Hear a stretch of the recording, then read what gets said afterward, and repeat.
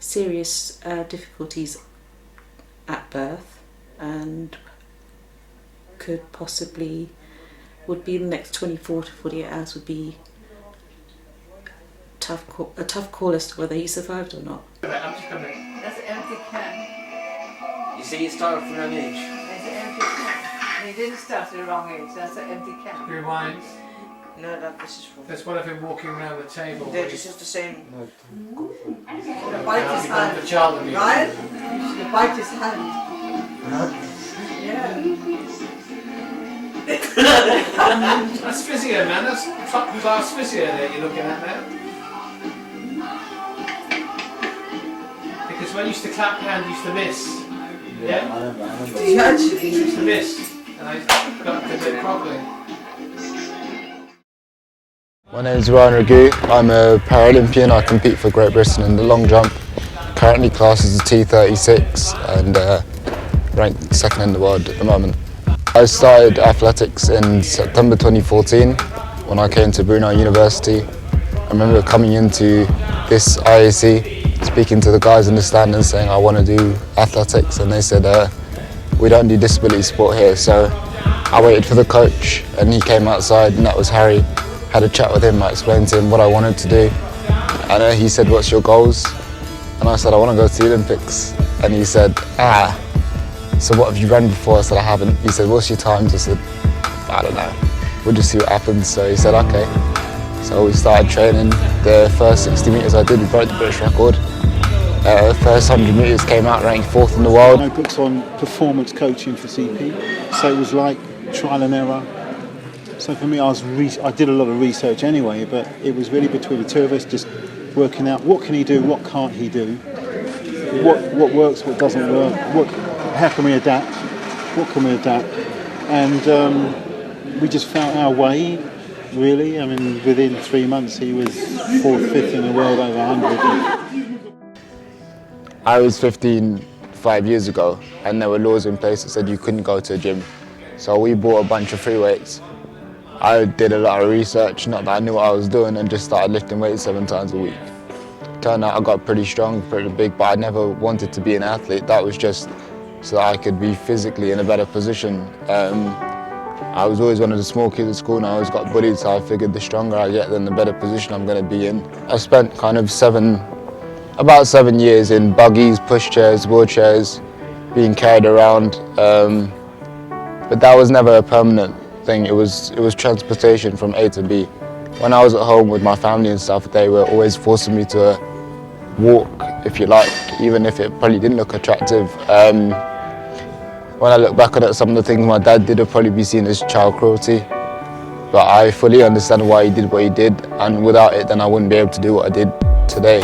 In my dad's mind, he even said growing up, to him I was not disabled, and that's the way that we just grew up. It's just another challenge. You're different, but there's a lot of people in this world that are different, and you can either look at it and let you hold you back, or you can move forward. And I don't want nothing told me back, so I just see it as part of me. I've come to accept it, and I just do what I can with it. Growing up, I hated sports. You know, when you've been excluded from something your whole life, there's no happy memories. But I said if I can do it, then I can show a lot of other people that they can do it as well. You know, for me, it's not about winning medals or whatever. If I can get to the Olympics, it will change the way a lot of people think. It'll give hope to families all over the world, and that's why I do what I do. I think Ryan isn't just inspiring because of his story and his effort and his training attitude. I think he's actually informative.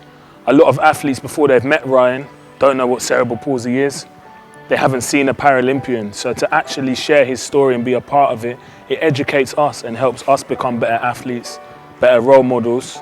And the next future Ryan that's sitting at home watching him compete has a better chance, because people like me understand what it's like for Paralympians, and therefore we're able to be in a position to actually help him and help him move forward.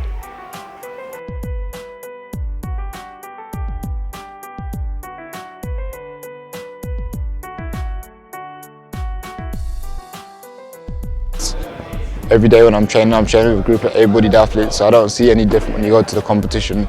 It's about focusing on your mindset. You might not be competing against them, but you can still use it to drive you forward.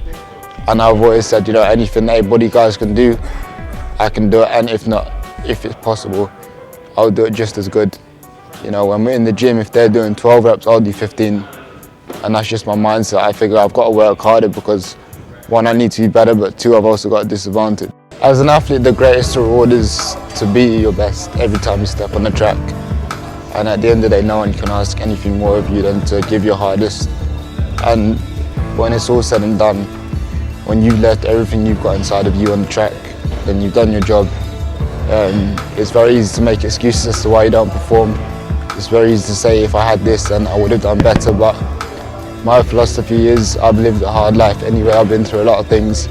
This is just another step in the journey. It's another challenge. Because Ryan, years ago, was in a wheelchair. He's not now because he chose not to be. But he knows in the back of his mind, he doesn't know what the future holds. He could end up back in the chair. So for him, it's now. And so I totally understand that. So, and why he keeps on.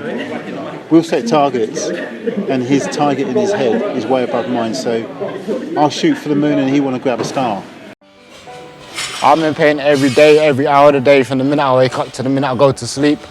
My back is in pain all the way up to my neck. The left side, which is more affected, there's constant muscle spasms that people aren't even aware of.